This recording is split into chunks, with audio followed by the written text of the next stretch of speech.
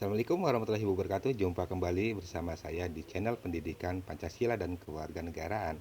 Nah, kali ini kita akan membahas tentang integrasi nasional dalam bingkai Bhinneka Tunggal Ika. Bhinneka Tunggal Ika adalah semboyan bangsa Indonesia yang memiliki makna bahwa meskipun berbeda-beda, namun tetap satu, baik itu perbedaan suku, budaya, agama, dan lain-lainnya. Oleh sebab itu, penting bagi kita untuk menjaga rasa persatuan terhadap perbedaan tersebut dengan saling menghargai dan bertoleransi. Agar terwujudnya integrasi, diperlukan alat-alat pemersatu bangsa diantaranya sebagai berikut.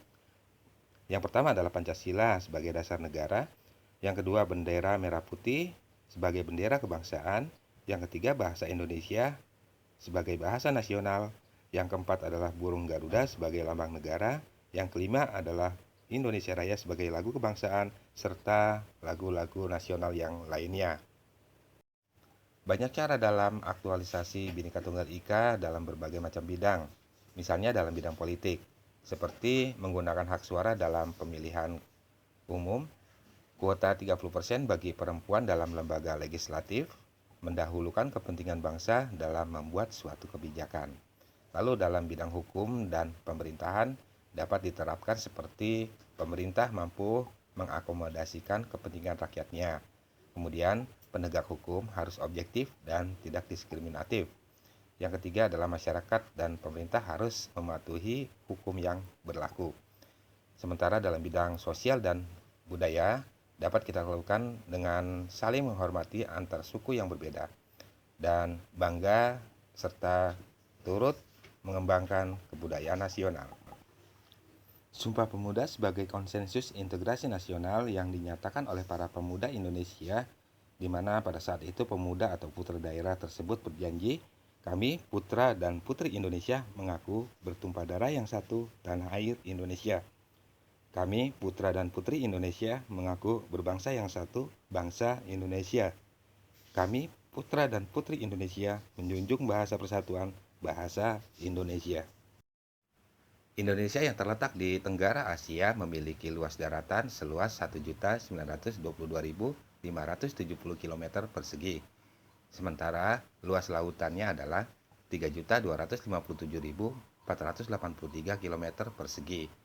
Untuk pulaunya sebanyak 17.504 pulau dan 1.340 suku serta 546 bahasa.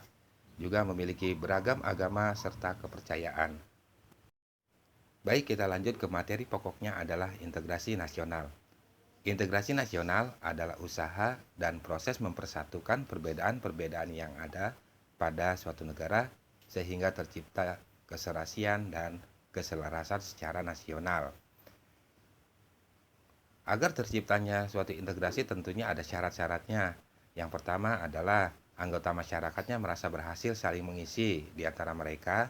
Yang kedua, masyarakat berhasil menciptakan konsensus atau kesepakatan bersama mengenai norma dan nilai-nilai sebagai pedoman dalam kehidupannya. Dan yang ketiga adalah nilai sosial serta norma tersebut berlaku cukup lama dan dijalankan secara konsisten. Berikut faktor-faktor yang mendorong maupun yang dapat menghambat suatu integrasi nasional. Baik, kita bahas yang pertama tentang faktor pendorong tercapainya integrasi nasional. Yang pertama, adanya rasa senasib seperjuangan yang diakibatkan dari faktor sejarah. Seperti halnya rakyat Indonesia yang dulu pernah mengalami penjajahan. Yang kedua adalah keinginan untuk bersatu di kalangan bangsa Indonesia, adanya rasa cinta tanah air, rela berkorban, dan kesepakatan atau konsensus nasional dalam perwujudan seperti proklamasi, Pancasila, dan Undang-Undang Dasar 1945. Sementara itu, faktor penghambat integrasi nasional diantaranya adalah yang pertama, kurangnya pemahaman terhadap keberagaman bangsa. Yang kedua, adanya ancaman, tantangan, dan hambatan seperti teroris, separatis, radikalisme, dan lain-lain. Yang ketiga adalah ketimpangan sosial, dan yang keempat adalah etnosentrisme. Sebagai negara yang merdeka dan berdaulat, Indonesia tentunya memiliki tujuan nasional yang tercantum dalam pembukaan Undang-Undang Dasar Negara Republik Indonesia tahun 1945. Di antaranya adalah melindungi segenap bangsa Indonesia dan seluruh tumpah darah Indonesia, memajukan kesejahteraan umum, dan mencerdaskan kehidupan bangsa. Dan yang ketiga, ikut melaksanakan ketertiban dunia berdasarkan kemerdekaan, perdamaian abadi, dan keadilan sosial.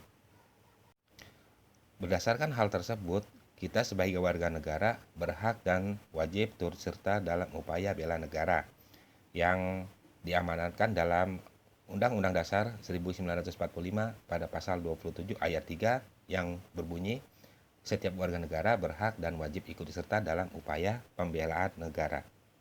Lebih lanjut, di dalam pasal 30 ayat 2 Undang-Undang Dasar Negara Republik Indonesia tahun 1945 menyatakan bahwa usaha pertahanan dan keamanan negara dilaksanakan melalui sistem pertahanan rakyat semesta oleh Tentara Nasional Indonesia dan Kepolisian Negara Republik Indonesia sebagai kekuatan utama dan rakyat sebagai kekuatan pendukung.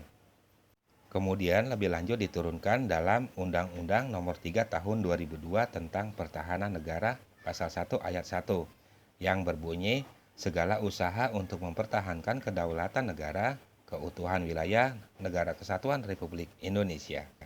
Lalu bagaimana peran kita sebagai warga negara dalam upaya pertahanan dan keamanan negara Indonesia?